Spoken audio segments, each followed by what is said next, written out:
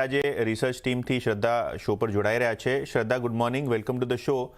અને Indus tower ગઈકાલના move બાદ જે અત્યારે રિઝલ્ટ્સ આવ્યા ત્યારબાદ ઘણા બધા બ્રોકરેજીસે કાઉન્ટરમાં પોતાના વ્યૂઝ આપ્યા છે.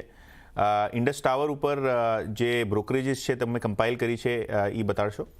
જી, જેફરીઝની વાત કરીએ તો તેઓએ અપગ્રેડ કરીને બાયની રેટિંગ આપી છે અને ટાર્ગેટ આપ્યા છે 425 પ્રતિ શેરના.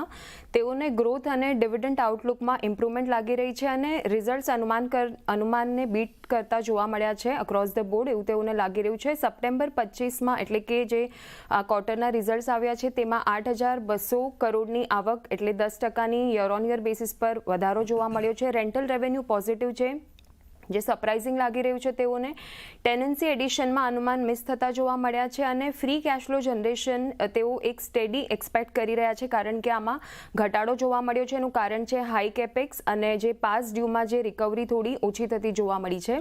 ડિવિડન્ડ પર તેઓ વિઝિબિલિટી જોઈ રહ્યા છે, કારણ કે જે રીતે આપણે જોયું ગઈકાલે વોડાફોન ઇન્ડિયા પર સુપ્રીમ કોર્ટનો નિર્ણય આવ્યો છે. તેઓએ ગવર્મેન્ટને છૂટ આપી છે કે તેઓ પોલિસીના હિસાબે કંપનીને રિલીફ આપી શકે છે. પોઝિટિવ છે વોડાફોન ઇન્ડિયા માટે, કારણ કે ઇન્ડસ ટાવરે ડિવિડન્ડ પેઆઉટનું જે ડિસિઝન છે ઇન્ડસ ટાવરના બોર્ડે વિથહેલ્ડ કરીને રાખ્યું હતું, પણ આ ડિસિઝન ગઈકાલના સુપ્રીમ કોર્ટના ડિસિઝન બાદ હવે એક સારી વિઝિબિલિટી આવી શકે છે ડિવિડન્ડ પેઆઉટ પર.